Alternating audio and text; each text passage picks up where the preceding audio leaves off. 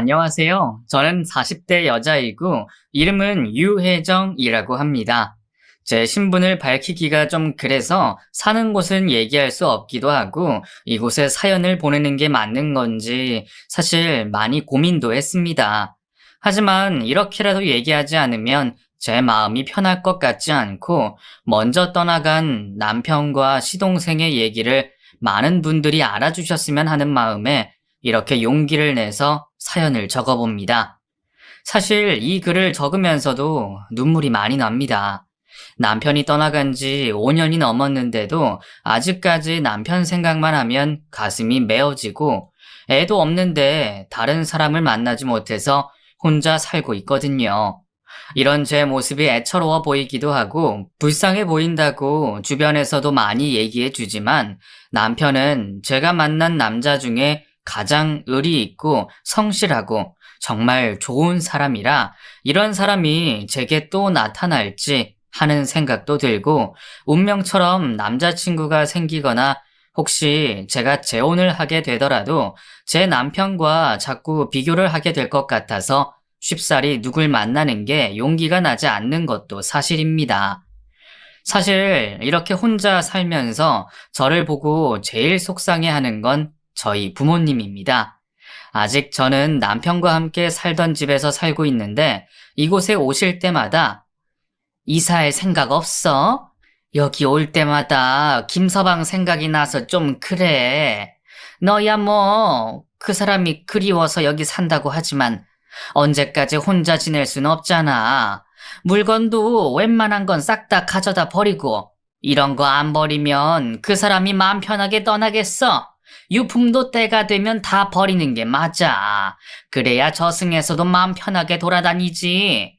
이런 거 자꾸 갖고 있으면 너도 그렇고 그 사람도 그렇고 편하게 눈 못 감아. 응? 혜정아, 엄마 말 좀 들어. 너도 이제 새 사람 만나서 인생 다시 시작해야지. 언제까지 이렇게 혼자 살래? 하면서 가슴을 치며 울곤 합니다. 그럴 때마다 저도 엄마에게 너무 미안하고 왜 내가 이런 사람을 좋아해서 이런 사람을 사랑해서 우리 가족에게 이런 상처를 주는지 그 사람이 너무 밉고 괘씸하기도 합니다. 그렇다고 해서 제가 다른 사람을 안 만나본 건 아닙니다. 사실 몇 번의 연애 기회가 있었습니다. 제가 지금 중소기업에서 과장으로 일을 하고 있는데 지금은 퇴사를 한 직원이 제게 좋다고 고백을 한 적도 있었습니다. 심지어 제 남편이 떠나간 걸 알면서도 자기는 괜찮다고 그 사람과 다르게 오로지 저만 평생을 바라보겠다며 제게 프로포즈까지 했습니다. 참 제가 복받은 년인데 그 사람 마음을 알면서도 몇 년을 외면하며 살았고 직접적으로 고백을 하니 오히려 거부감이 들어서 정말 미안한 마음으로 그 사람의 고백을 거절했던 기억이 납니다. 저는 아무에게도 그 사실을 말하지 않았는데 회사의 소문은 일파만파 퍼졌고 저는 그런 소문 따위에 별로 신경 쓰는 편이 아니라 그러려니 하고 다녔는데 그 직원이 일을 관두더라고요. 그렇게 일을 관두고 나니까 사람들이 아니 유 과장, 진짜 김 대리가 프로포즈 했어. 근데 유 과장이 찬 거야? 하고 묻더라고요. 그런 거 아니에요. 김 대리가 회사 관둔 거 저랑은 상관없어요. 하고 100번, 1000번을 말해도 회사라는 게 그렇잖아요. 제가 입을 열면 열수록 소문만 더 커져서 퍼지는 곳이다 보니 그냥 입을 다무는 게 낫다는 생각이 들더라고요. 하지만 소문은 퍼져서 사람들은 절 보면 수근거리기 시작했죠. 탕비실에서 커피를 마시려고 뜨거운 물을 끓이는데 여직원 2명이 들어오더라고요. 그거 알아? 인사팀에 유부녀가 있는데 김 대리가 그 여자를 그렇게 쫓아다니다가 차여서 퇴사한 거래. 진짜? 웬일이야? 웃기다. 야, 그럼 그 여자도 같이 퇴사해야 되는 거 아니야? 진짜 얼굴 두껍다. 누군데? 둘이 뭐 있던 거 아니야? 그러니까 퇴사까지 하지. 솔직히 고백하고 차였는데 직장까지 관두는 게 말이 안 되잖아. 근데 유부녀라며 대단하다. 어떻게 총각을 꼬셨지? 그 여자도 진짜 난년이네. 하면서 제 얘기를 하더라고요. 솔직히 그 자리에서 외치고 싶었습니다. 그런 거 절대 아니라고. 아무 일도 없었고, 일방적으로 나도 고백받은 거라고. 분명히 철벽 쳤는데 그 사람이 일방적으로 내게 접근한 거라고 말하고 싶었습니다. 하지만 괜히 그런 말을 했다가는 소문만 퍼질 것 같아서 아무 말도 하지 않았죠. 그렇게 6개월쯤 지난 나, 퇴근을 하는데 집 앞에 누군가 서 있는 겁니다. 그 사람은 다름 아닌 제게 고백을 했던 김대리였습니다. 어머, 김대리님, 여긴 어쩐 일이세요? 말도 없이 이렇게 갑자기 하고 머뭇머뭇댔더니 저를 빤히 쳐다보면서 봉투를 하나 내밀더라고요. 유 과장님, 저 결혼합니다. 그 과장님한테 그렇게 고백했다가 차이고 나서 저도 홧김에 선봐서 좋은 사람 만났어요. 청첩장 가져왔습니다. 하고 제게 청첩장을 내미는 겁니다. 어머, 축하해요. 제가 결혼식장에 가긴 좀 그렇고 축의금은 꼭 할게요. 그래도 우리 일한 세월이 있고 알고 지낸 시간이 있는데 진짜 너무너무 축하해요. 잘 됐어요. 하고 청첩장을 열어봤는데 세상에 바로 이번 주 주말이더라고요. 당장 이번 주에요? 주말에 내가 하면서 휴대폰을 뒤적뒤적 거렸더니 갑자기 김대리가 제 손목을 잡는 겁니다. 과장님, 저 사실 과장님한테 청첩장 주러 온 거 아닙니다. 과장님, 저 과장님 아직 못 잊었어요. 과장님이 너무 좋은데 이렇게 결혼을 하는 게 맞는 건지 잘 모르겠습니다. 홧김에 선봐서 지금 아내 될 사람이랑 술김에 모텔에 갔는데 그날 아이가 생겼어요. 그래서 결혼까지 하게 된 거긴 한데 자꾸만 과장님 생각이 납니다. 과장님만 저 받아주시면 저 파혼할 수 있어요. 네? 과장님, 저는 진짜 안 되는 겁니까? 왜 저는 안 되는 겁니까? 제가 뭐가 그렇게 부족해서 저를 못 받아주시는 건가요? 하면서 저를 확 끌어안더라고요. 저는 그 사람을 밀쳐내면서 미쳤어요? 당장 가세요. 지금 안 가면 경찰에 신고할 거예요. 오늘 일은 모르는 척 눈 감아 줄 테니까 제발 가세요. 다시는 찾아오지도 말고 한 번만 더 말없이 우리 집에 찾아오면 진짜 경찰 불러요. 당장 가세요. 하고 그 사람을 밀어냈던 일도 있었습니다. 그날 집에 와서 펑펑 울었습니다. 너무 억울하고 분하고 솔직히 제 남편이 살아있었다면 이런 일을 내가 겪었을까 싶은 생각도 들고 혹시나 이런 일을 겪었어도 남편이 살아만 있으면 그 사람을 찾아가서 주먹으로 한 대 쳐줬을 것 같고 어떻게든 그 사람이 제게 와서 사과를 하거나 아니면 그 결혼을 파토내거나 무슨 방법을 써서라도 복수를 해줬을 것 같다는 생각이 들었습니다. 하지만 현실은 참혹했습니다. 그 큰 집에 저는 늘 혼자였고 매일매일이 똑같았습니다. 회사를 마치고 집에 돌아와 저녁을 대충 챙겨 먹고 TV를 조금 보다가 운동을 다녀와서 씻고 집에 돌아와 책을 보고 잠이 드는 것이 전부였죠. 결혼을 했을 땐 이러지 않았습니다. 저보다도 퇴근 시간이 30분 빨랐던 남편은 항상 일찍 도착해서 같이 먹을 저녁장을 먼저 봐왔죠. 그렇게 마주 앉아 저녁을 먹고 나면 좋아하는 예능 프로그램을 같이 보면서 시간을 보냈고 운동도 같이 다녔습니다. 결혼한 지 5년이 넘었지만 저희 부부는 늘 신혼 같았고 아이가 없었지만 너무너무 행복했습니다. 하지만 제 남편, 저보다 자기 동생이 더 중요했나 봅니다. 사실 남편은 살아생전 동생과 엄청 각별했습니다. 그건 연애 때부터 알고 있던 사실이었죠. 제가 남편을 처음 만난 건 모임에서였습니다. 저는 평소 러닝과 등산을 좋아해서 모임을 2개씩 가입하며 주말에 시간을 보내는 사람이었습니다. 저는 등산 동호회 운영자였고 모임 회원은 10명이었는데 그중 등산을 매주 나오는 사람은 정해져 있었습니다. 5명 내외였는데 모임에 처음 가입한 남자가 첫 등산을 나온 날이었죠. 체력이 아주 바닥이라 제가 뒤에 가며 그 사람을 받쳐줬고 정상에 도착했을 때 환하게 웃으면서 와, 진짜 등산 좋네요. 사람들이 이래서 산에 올라오나 봐요. 하고 저를 보며 환하게 웃던 사람이었습니다. 산 아래서 만날 때까지만 해도 걱정 근심이 많아 보이는 얼굴이었는데 산 정상에 올라와서 활짝 웃는 모습을 보고 저도 그 사람에게 마음이 활짝 열렸습니다. 그렇게 저는 그 사람에게 적극적으로 대쉬했고 저희 둘은 만난 지 한 달 만에 사귀게 됐죠. 그런데 사귀고 나서 제게 하는 말이 혹시 내 동생이랑 같이 밥 한번 먹을래? 하고 말을 하는 겁니다. 동생? 갑자기 왜? 아, 나는 동생이랑 비밀이 없거든. 너랑 사귄다고 말했더니 어떤 사람인지 보고 싶다고 하더라고. 그래서 같이 밥이나 먹으면 어떨까 해서. 어차피 나 동생이랑 같이 살고 있기도 해서 어떻게 해서든 분명 보게 될 텐데 이왕 보는 거 약속 잡고 보면 서로 당황스럽지도 않고 좋잖아. 하고 말을 하더라고요. 만난 지 한 달 만에 가족을 소개시켜준다는 말이 좀 의아하긴 했지만 그래도 이 사람이 절 마음에 들어하는 것 같아서 저도 흔쾌히 허락을 했고 그렇게 동생과 셋이 처음으로 만나 술자리를 가졌습니다. 그런데 그 동생이라는 사람 생각보다 너무 편하고 좋은 사람이더라고요. 절 보더니 꾸벅하고 인사를 하면서 형수님, 저 그냥 형수님이라고 할게요. 실은 형이 이렇게 여자친구를 소개시켜준 거 처음이에요.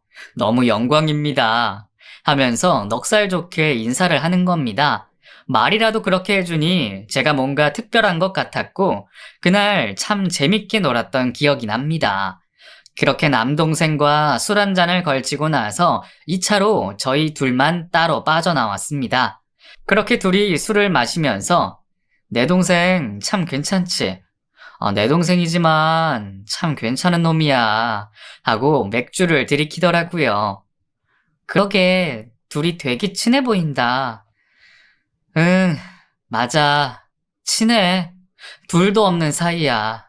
어릴 때부터 엄청 의지하고 자랐거든. 실은 우리 엄마가 새엄마야. 엄마는 일찍 돌아가셨고 아빠가 재혼을 했어. 그래서 새엄마 손에 컸는데 이상하게 나이가 들고 시간이 많이 흘러도 정이 잘 안 가네. 물론 새엄마도 그렇겠지. 그래서 어쩌다 보니까 동생이랑 이렇게 각별한 사이가 돼버렸어. 아빠가 재혼을 한 게 우리가 둘 다 사춘기 때라 그랬나 봐. 뭐랄까, 의지할 사람이 없으니까 서로한테 기대게 되더라고. 그렇게 둘이 살다 보니까 부모님이랑 연락도 끊기고 이제 가족은 정말 둘뿐이야. 그래서 말인데 그냥 가끔이라도 좋으니까 우리 셋이 같이 시간 보내도 될까? 너만 불편하지 않으면 하고 제게 양해를 구하더라고요. 솔직히 연애 초반이라 남이 데이트에 끼는 게 싫었지만 가끔가다 한 번씩 만나는 건 부담이 없어서 그렇게 하자고 했고 몇 번 만나다 보니 저도 친해져서 마치 제 동생처럼 느껴지더라고요. 4살 정도 어렸는데 나이 차이가 좀 나다 보니 애교도 많고 착하고 너무 좋은 친구더라고요. 거기다가 취업 준비생이라 제가 가끔 용돈을 주면서 꼬박꼬박 제게 선물을 사주곤 했습니다. 형수님, 이거 지나가다 생각나서 샀어요. 마음에 드실지 모르겠어요. 하고 제게 내민 건 다름 아닌 립스틱이었습니다. 세상에, 너무 이쁘다. 내가 이 색 좋아하는 거 어떻게 알았어? 고마워. 근데 다음부터는 이런 거 사지 마. 공부하느라 힘든데 뭘 이런 것까지 신경 써. 그리고 힘든 거 있으면 나한테 말하고. 알겠지? 하고 선물을 마다하곤 했죠. 그렇게 저와 남자친구 그리고 남동생은 꽤 끈끈한 우정을 자랑했습니다. 남자친구와 3년 정도 연애를 했고 만나다 보니 그 사람이 좋아서 결혼까지 얘기가 나왔죠. 어차피 남자친구네는 동생 말고 가족과 연락을 끊어서 결혼 허락이랄 것도 없었고 저희 부모님께만 인사를 드리고 결혼 준비를 시작했습니다. 그런데 난관이 생겼습니다. 남자친구의 아버지가 어떻게 알았는지 결혼식 전에 남자친구에게 연락이 와서는 노발대발 난리를 치고 어떻게 부모한테 말도 안 하냐면서 저보고 정식으로 인사를 오라고 했다더군요. 알고 보니 시동생이 아버지와 연락을 하고 있었고 시아버지 되실 분은 그동안 뿌린 축의금이 얼만데 당연히 걷어야 한다며 모바일 청첩장이랑 청첩장은 넉넉히 수량을 만들라면서 연락을 했다더라고요. 솔직히 좀 어이가 없었습니다.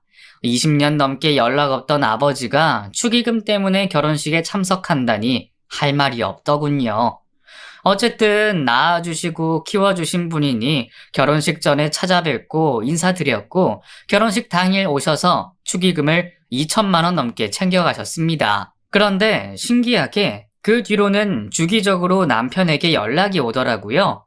남편은 제 앞에선 티내지 않았지만 스트레스가 심했는지 시동생에게 연락해서 아버지 진짜 왜 그러냐? 무슨 돈이 자꾸 필요하다는 거야.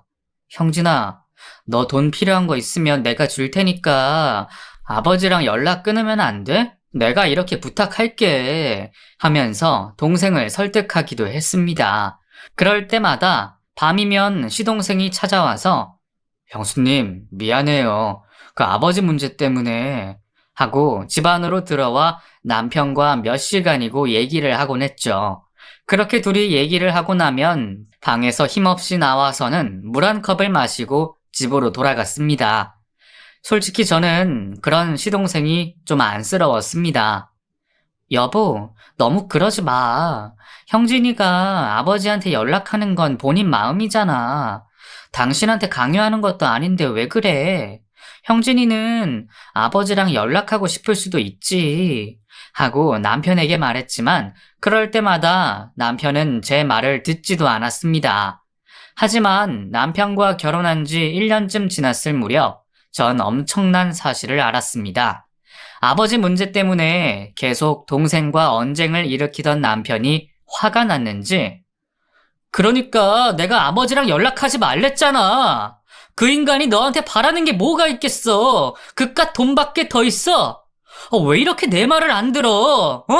그 인간이 뭐라고 계속 그 돈을 갖다 바치는데 하면서 소리를 치더라고요. 알고 보니 동생은 취업준비생임에도 불구하고 알바를 하면서도 매달 집에 정기적으로 돈을 보내고 있었습니다. 그것도 아버지의 협박 때문에 말이죠. 아버지란 사람은 사정이 힘들다, 회사가 안 좋다, 몸이 안 좋다 등등의 이유를 대며 시동생에게 매달 일정 금액의 돈을 받아가고 있었고 시동생은 알바를 하면서 공부를 하느라 살이 10kg 이상 빠져가면서도 아버지가 안타까운 마음에 계속 돈을 보내고 있었습니다. 저는 그 사실을 몰랐지만 아버지가 남편에게도 연락을 하면서 돈을 요구한다는 사실을 알게 됐고 이미 시동생에게는 오래전부터 돈을 받고 있었다는 얘기를 듣고 남편이 화가 머리끝까지 날 수밖에 없죠. 결국 남편과 언쟁을 높이던 시동생은 고시원 생활을 정리하고 저희 신혼집에 방 한 칸을 내주며 저와 남편의 감시 아래 함께 살게 됐습니다. 처음엔 정말 많은 반대를 했습니다. 솔직히 친한 것과 같이 사는 건 엄연히 다른 문제라고 생각했거든요. 남편이 제게 처음 말을 꺼낼 때 심지어 너무 단도직입적이었고 미안한 구석이 하나도 없었습니다. 형진이 말이야, 내가 생각을 해봤는데 우리 집으로 데리고 들어오는 게 맞는 것 같아. 형진이 시험 합격할 때까지만, 딱 그때까지만 우리가 같이 살자 하고 말을 하더군요. 뭐? 형진이를? 그게 무슨 소리야. 우리 지금 결혼한 지 2년도 안 됐고 신혼이야. 네가 동생 좋아하는 거 알고 형진이 착하고 좋은 애인 거 나도 알아. 근데 이건 아니지. 엄연히 우리 같이 사는 집이잖아. 근데 이렇게 갑자기 집에 데리고 와서 살자고 말하는 게 어딨어? 아무리 형진이랑 친하게 지내도 나한텐 형진이는 시댁 식구고 성인 남자야. 이런 말 어떻게 들릴지 모르겠지만 만약 네가 회사 가고 내가 휴가일 때 형진이랑 둘이서 집에 있는 나는 그 어색함은 어떡할 건데? 나도 집에서 혼자 쉬고 싶고 시간을 보내고 싶을 때가 있잖아. 근데 형진이가 있으면 그게 되겠어? 나 절대 반대야. 하고 강하게 거부했죠. 근데 남편이 바로 제 앞에 무릎을 꿇더라고요. 그럼 딱 1년만, 아니 6개월만. 나 진짜 불안하고 걱정돼서 안 되겠어. 형진이 저 새끼 지금 우울증이 너무 심한 것 같아. 내가 퇴근하고 매일매일 집에 찾아가는데 고시원이 엉망이야. 그 좁은 방에서 무슨 짓을 했는지 집이 개판이라고. 밥도 제대로 못 먹고 심지어 고시원에서 소란도 한번 일어났었대. 형진이가 며칠 동안 방 밖으로 안 나와서 고시원 총무가 노크를 했는데 그 안에서 절규하는 소리가 들렸나 봐. 그래서 문을 부시고 들어갔는데 형진이가 하면서 눈물을 흘리더라고요. 그 말을 들으니 등이 오싹해졌습니다. 말도 안 되는 소리라고 생각했습니다. 세상을 등진다는 게 쉽지 않은 선택인데 늘 제 앞에서 밝고 명랑한 형진이가 대체 왜 그런 시도를 했는지 믿어지지가 않았죠. 남편이 그렇게까지 말하는데 이 부탁을 거절할 수 없었습니다. 그리고 솔직한 말로 형진이는 남편 동생이기도 했지만 제 동생이라고 해도 될 만큼 저도 너무 좋아하고 저랑도 친한 사이라 그 얘기를 들으니까 마음이 바로 약해지더라고요. 그렇게 남편의 손에 이끌려 시동생과 합가를 하게 됐고 남편은 시동생과 함께 병원에 다니겠다며 일주일에 이틀은 휴가를 내고 동생과 시간을 보냈습니다. 솔직히 초반에는 남편을 뺏긴 느낌도 들었습니다. 단순히 몸살 감기였지만 내가 아플 땐 휴가는커녕 내 옆에 있어주지도 않은 사람이었는데 병증이 다르지만 동생 일이라면 두 발 벗고 나서는 그 사람이 밉기도 했습니다. 하지만 형진이를 본 순간 제 마음도 많이 흔들리더군요. 못 본 사이 살이 많이 빠져서 야위기도 했고 얼굴이 퀭했습니다. 옷가방을 챙겨 고시원 계약을 마치고 저희 집으로 들어온 그날 형수님 미안해요. 조금만 신세 좀 질게요. 하면서 제게 꾸벅 인사를 하는데 그 얼굴이 너무 안타까웠습니다. 그렇게 시동생은 정신과 치료를 받으며 우울증이 점차 나아져 갔습니다. 휴대폰 번호를 바꾸면서 아버지와 연락이 자연스레 끊겼고 시동생도 아버지와 연락을 안 하니 점점 증세가 나아지는 듯 했죠. 항상 죽상에 알바로 찌들어 보이던 모습과는 달리 저희 집에 들어오면서 사람이 달라지는 모습을 보니 처음에 남편에게 같이 사는 것을 반대했던 게 미안해지고 그래도 생각보다 일찍 마음을 다잡아준 시동생에게 고맙다는 생각도 들었습니다. 그렇게 술자리를 한번 갖게 됐는데 우리 셋이 모여 맥주잔을 들고 건배를 하면서 갑자기 시동생이 고개를 숙여 울더라고요. 형수님, 진짜 미안하고 고마워요. 저 진짜 두 사람 아니었으면 진짜 너무 힘들었을 거예요. 형수님, 특히 진짜 죄송하고 제가 진짜 이 은혜 어떻게든 갚을게요. 너무 감사합니다. 정말 감사해요. 하고 제 앞에 머리를 숙이더라고요. 왜 그래 형진아. 이렇게까지 안 해도 돼. 사실 난 너한테 너무 미안한데 처음에 남편이 너랑 같이 살자고 했을 때 나 반대 많이 했었어. 솔직히 불편할 것 같았고 내가 쉬는 날에도 네가 집에 있으면 마음대로 못 쉴 것 같았고 그냥 셋이 사는 게 마음이 편치 않았어. 지금 생각해보면 내가 왜 그랬나 싶어. 우리 지금 몇 개월 동안 같이 살았지만 트러블 전혀 없고 너도 낮에는 집에 없고 저녁에 같이 모여서 밥만 같이 먹는 것뿐인데 네가 이렇게 많이 달라질 줄 알았으면 진작 널 먼저 들이자고 할 걸 그랬어. 네가 너무 좋아져서 기뻐, 형진아. 이건 진짜 내 진심이야. 나도 네 누나나 마찬가지야. 우리 알고 지낸 세월 꽤 길잖아. 그리고 우리 가족이잖아. 너한테 형만 있다고 생각하지 마. 누나도 있어. 하고 형진이를 위로해줬습니다. 시동생이지만 정말 제 동생이나 다름없다고 느껴졌고, 가까이에서 우울증 치료도 열심히 받고 약도 잘 챙겨 먹는 모습을 보면서 제가 좀 더 신경 써야겠다는 마음을 먹었습니다. 그리고 지난날의 제 모습을 반성하고 무작정 시댁 식구라고 해서 불편하다고 생각하지 말자고 다짐했습니다. 그렇게 1년을 더 함께 살았습니다. 길다면 길고 짧다면 짧은 시간이었는데 같이 산 기간이 길어질수록 이상하게 시동생의 상태가 갑자기 안 좋아지기 시작했습니다. 잘 하던 알바도 잘리고 공부는 손 놓은 지 오래였습니다. 게을러서 성실하지 못해서가 아니라 매일매일 방 안에 갇혀서 이불 속에만 누워있고 밥도 먹지 않았습니다. 제가 노크를 하고 문 앞에 밥을 갖다 놔도 괜찮아요. 안 먹을래요. 하고 초반엔 말이라도 해줬는데 언젠가부터는 말도 안 하더라고요. 사실 저는 시동생이 방 안에서 뭘 하는지 알고 있었습니다. 어느 날부터인가 밖에 나갔다가 들어오면 방으로 곧장 직행해서 한동안 나오지 않았는데 닫힌 문 사이로 담배 냄새가 진하게 흘러나오곤 했습니다. 심지어 윗집까지 냄새가 올라갔는지 저희 집에 찾아와서는 혹시 집안에서 담배 피워요? 아니, 담배 냄새가 너무 많이 나요. 하고 항의를 한 적도 있었으니 말 다 했죠 뭐. 솔직히 저런 항의가 들어올 때면 저는 너무 당황스럽고 어떻게 말해야 할지 몰라서 그저 죄송하다는 말만 남발하곤 했습니다.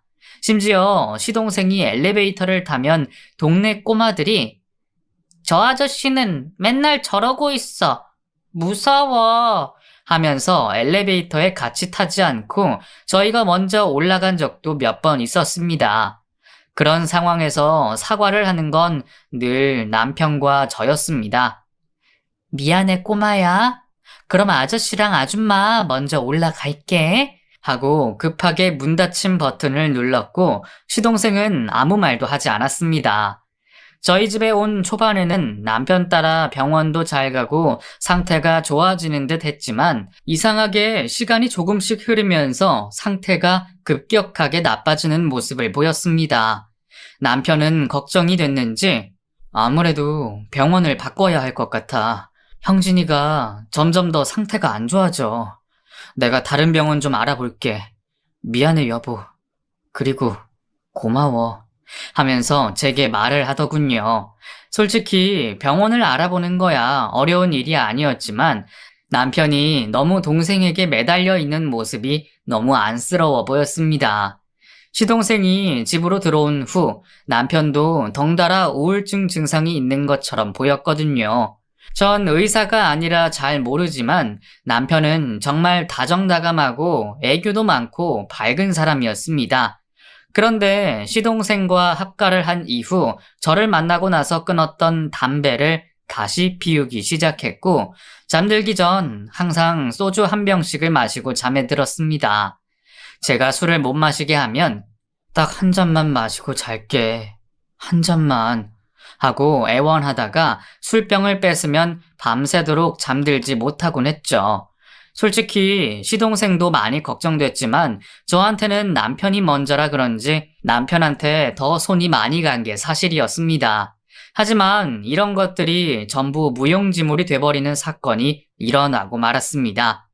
시동생은 하루 종일 방 안에서 밥도 안 먹고 있다가 밤 8시쯤 되면 편의점에 가서 꼭 술과 담배 그리고 삼각김밥 같은 걸 사오곤 했거든요. 제가 퇴근하고 나서 저녁을 준비하고 있으면 그때 쓱 나갔다 들어오곤 했습니다. 근데 8시가 돼도 나오질 않더라고요.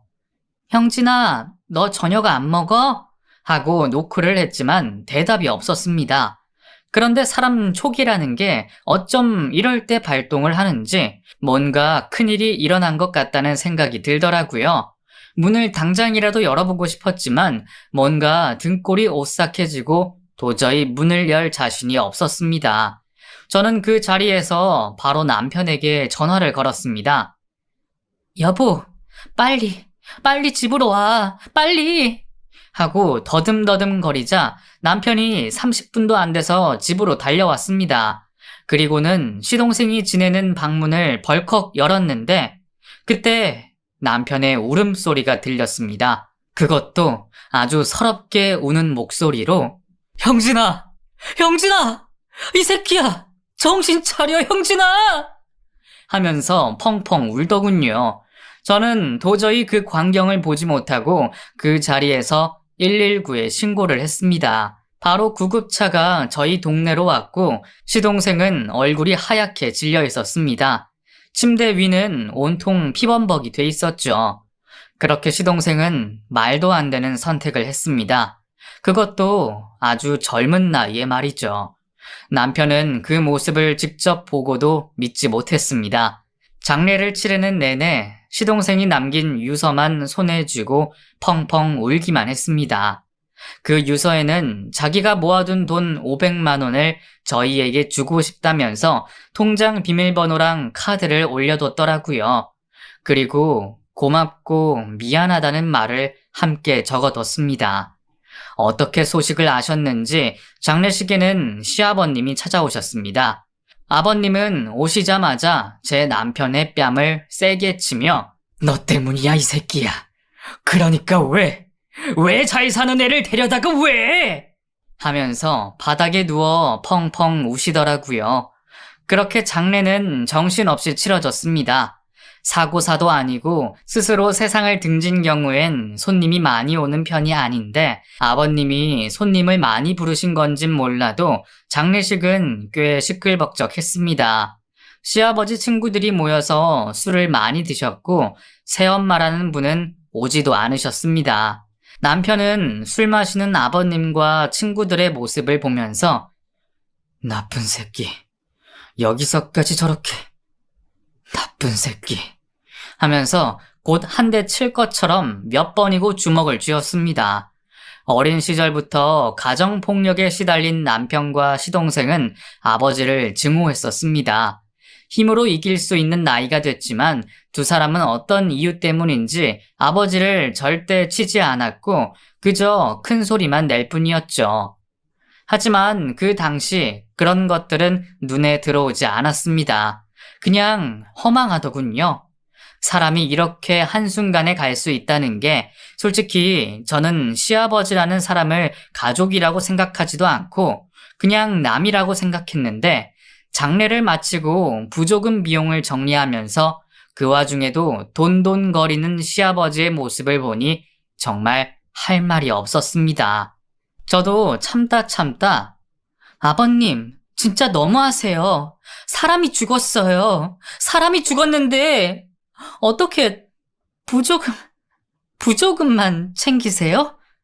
제가 이런 말씀까지는 안 드리려고 했는데 형진이 이렇게 된 거 아버님 때문이에요. 이 사람이 얼마나 형진이 잡으려고 애썼는지 아세요? 아버님 죄책감 느끼기 싫어서 이 사람한테 전부 떠넘기지 마세요. 형진이 떠난 건 아버님 때문이니까요. 하고 자리를 박차고 일어났습니다. 시아버지는 제 등 뒤에 대고 저 년은 뭔데 짓거리는 거냐? 저런 년을 와이프라고 데리고 왔어? 시아버지를 개똥으로 보고 앉아있네. 아유, 네가 보는 눈이 그렇지 뭐. 하면서 그 와중에도 남편 탓을 하더라고요. 그렇게 장례를 치르고 발인까지 하고 나니 정말 시동생이 떠났다는 게 실감이 났습니다. 하지만 저보다 더 시동생의 죽음이 와닿는 사람은 바로 남편이었겠죠. 남편은 정말 정신을 못 차리더군요. 정말 밤마다 울었습니다. 자다가도 벌떡 깨서는 계속 동생 이름을 불렀습니다. 결국 저는 남편을 설득해서 정신과 치료를 받게 했고 선생님께서는 더 일찍 왔어야 했는데 지금이라도 최선을 다해보겠다며 저를 위로해 주셨죠. 그렇게 저는 회사까지 그만두면서 남편의 치료에 최선을 다했습니다. 이 사람은 적어도 제가 지켜야겠다는 생각에 정말 밤낮 가리지 않고 좋은 음식이며 명상이며 심신치료며 할 수 있는 건 다 했죠. 그렇게 1년이 조금 안 될 무렵이었습니다. 항상 24시간 붙어 있으며 남편과 함께 했던 저였는데 그날은 남편이 장 보러 가는 게 조금 힘들다면서 제게 혼자 다녀오라고 하더군요. 괜찮다고 걱정 말라고 책 한 권을 보며 잘 있을 수 있다는 말에 저는 집안 CCTV를 켜두고 밖으로 나갔습니다. 그 전에도 종종 그렇게 외출한 적이 있었고 남편 역시 CCTV가 있다는 사실이 불편하지 않다고 했기에 동의하에 설치한 것이었죠.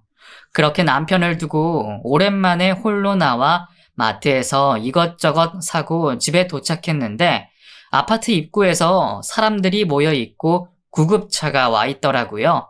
저는 직감적으로 알 수 있었습니다. 남편 때문이라는 사실을요. 저는 사람들을 밀치고 사건 현장을 들어갔고 화단에 떨어져 있던 남편을 다급히 구급차에 실어 옮기고 있었습니다. 저 이 사람 아내예요. 저도 데려가 주세요. 어떻게 된 건데요? 하고 장바구니를 던지고 구급대원에게 물었습니다. 자세한 건 병원 가서 확인해 보셔야 할 것 같아요. 저희도 신고받고 온 거라서요. 우선 타시죠. 하고 저를 태우고 병원으로 갔습니다. 가는 내내 구급대원분들이 계속 응급처치를 하셨는데 그런 것들은 하나도 눈에 들어오지 않았습니다.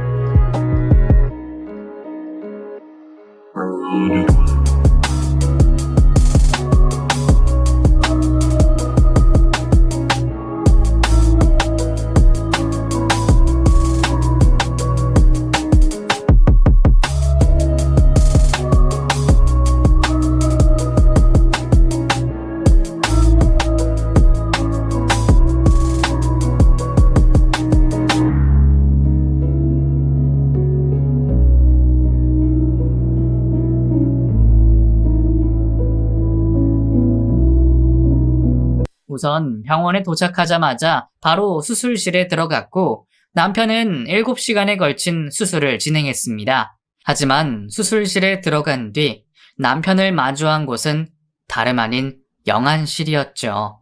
모든 게 거짓말 같았습니다. 몇 번이고 제 뺨을 때리고 꼬집어도 남편은 돌아오지 않았습니다. 전 남편 장례에 참석하면서도 뒷방에 앉아 아무것도 하지 못했습니다. 계속 울기만 했고 밖에 나오지도 않았습니다. 시아버님도 오시지 않아서 혼주도 없었지만 남편이 떠났다는 사실을 저희 가족 외의 사람들에게 알리지도 않아서 장례식은 3일 내내 텅 비어 있었습니다. 절차대로 남편을 보내고 나서 집으로 돌아와 남편 유품을 정리하기 시작했습니다. 그런데 그땐 경황이 없어서 발견하지 못했던 것들이 하나둘씩 보이기 시작하더라고요. 남편은 죽기 전 제가 미뤄뒀던 냉장고 청소를 전부 해뒀습니다. 베란다 선반에 쌓여있던 물건도 전부 정리하고 그걸 보고 눈물을 멈출 수가 없었습니다. 하지만 엄마가 유품은 꼭 정리해야 한다는 말에 다시 안방으로 들어와 남편 옷을 전부 꺼냈고 하나씩 짐을 싸기 시작했죠. 그런데 눈에 들어온 것이 있었습니다. 바로 화장대 위에 구겨져 있던 종이 한 장이었습니다. 분명 없었던 건데 언제 여기 올라와 있는 건지 모르겠지만 그 종이를 펼쳐보니 남편의 짤막한 유언장이 적혀 있었습니다. 혜정아, 미안해. 널 이렇게 두고 가면 안 되는데 내가 더 이상 견딜 수 없어. 그동안 너한테 빚만 지고 살아서 혹시나 도움이 될까 해서 부탁해둔 게 있어. 혜정아, 이거 발견하면 집 앞에 있는 경찰서로 가. 내가 전부 얘기해뒀어. 라는 짤막한 쪽지였죠. 저는 그 종이를 들고 집 근처 경찰서로 찾아갔습니다. 그런데 문을 열었더니 아니, 꽤 시끄럽더라고요. 뭐야, 대체 여기로 왜 가라는 거야? 하고 혼자 뻘쭘하게 서 있었는데 한쪽 구석에서 경찰관이 큰 소리를 내는 모습을 보게 됐습니다. 아저씨, 진짜 왜 이러세요? 아저씨가 누군데요? 그걸 어떻게 증명하냐고요? 이거 놓으세요. 진짜 손 떼시라고요. 하면서 소리를 치더군요. 웬 남자와 실랑 일을 하고 있던 경찰은 저를 보더니 깜짝 놀라더군요. 혜정씨? 드디어 왔네. 아니, 왜 이렇게 늦었어요? 명진이가 왔다 간 지 일주일도 넘었는데. 아무튼, 진짜 내가 이거 지키느라 얼마나 힘들었는데. 명진이 이 새끼, 여행 갔다 돌아오면 진짜 내가 술 사라고 할 거야. 혜정씨, 근데 혹시 이 사람 알아요? 진짜 힘이 장사네, 장사야. 하면서 가방 하나를 두고 두 사람이 싸우고 있더라고요. 그런데 그 뒷모습은 다름 아닌 시아버지였습니다. 아버님이 여기 왜 계세요?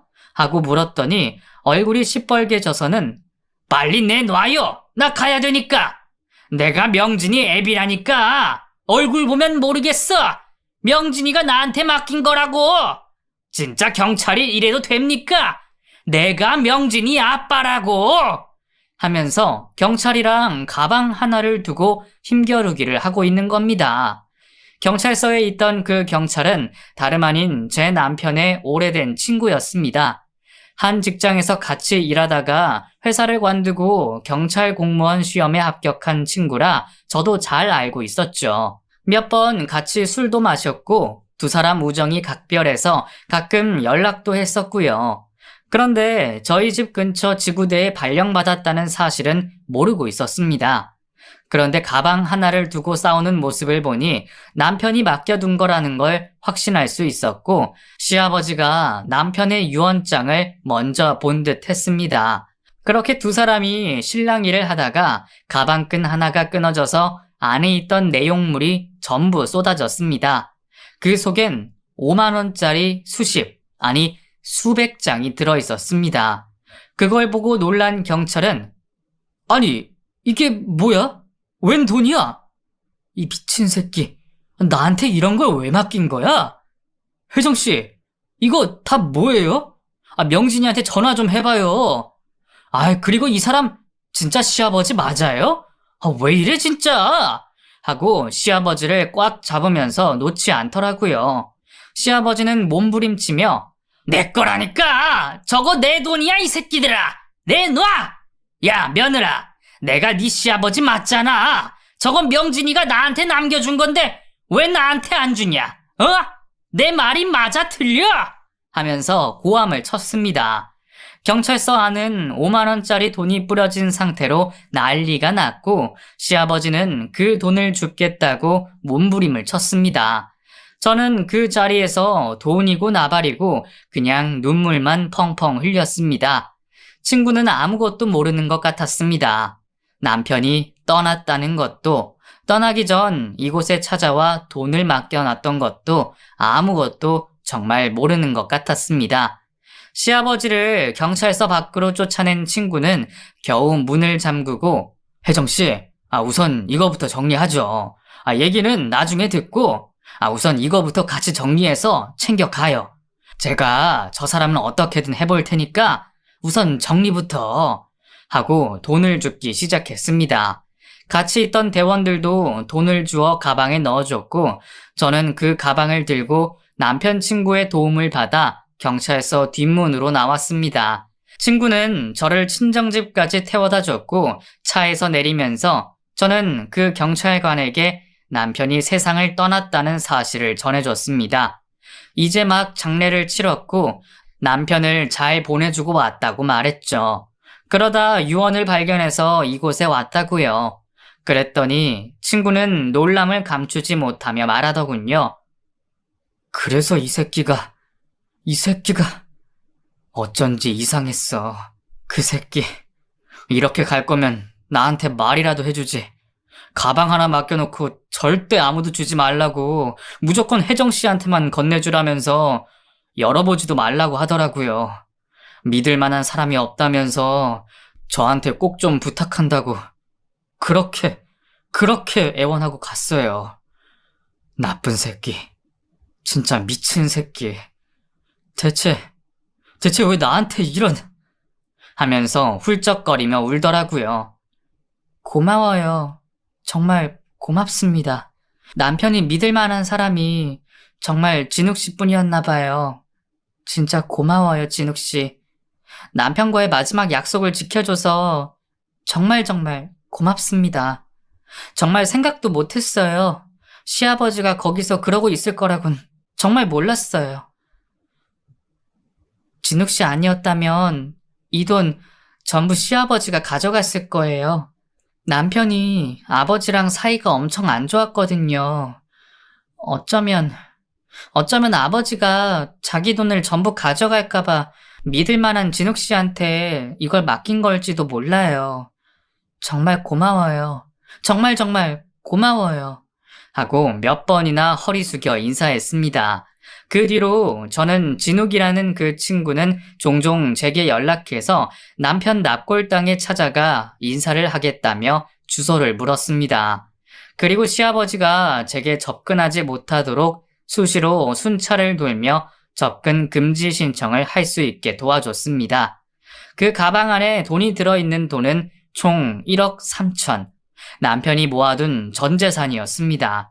시아버지는 돈을 보고 눈이 돌아가서 제게 몇 번이나 전화를 하고 협박을 했지만 다행히도 제가 전화번호를 바꾸고 경찰까지 대동해서 제 주변에 얼씬을 못하게 하니 더 이상은 연락하지 않더군요. 그렇게 남편이 떠나간 지 벌써 꽤 오랜 시간이 지났습니다. 제 인생에서 가장 소중했던 사람 2명을 떠나보내고 나니 정말 사는 게 뭔가 싶은 생각이 들 때도 있었습니다. 하지만 저는 남편과 같은 생각을 하지 않을 겁니다. 제가 2사람 몫까지 열심히 살아야 하니까요. 남편이 꼭 그렇게 해달라고 제게 부탁했으니까요. 제가 앞으로도 잘 살아갈 수 있도록 용기 한마디씩 해주시면 감사하겠습니다. 그리고 이 소중한 돈을 제게 남겨주고 간 남편에게도 비난보다는 그동안 잘 버텼다고 그곳에서 편하게 잘 지내라고 위로의 말을 해주셨으면 합니다. 긴 사연 들어주셔서 감사합니다.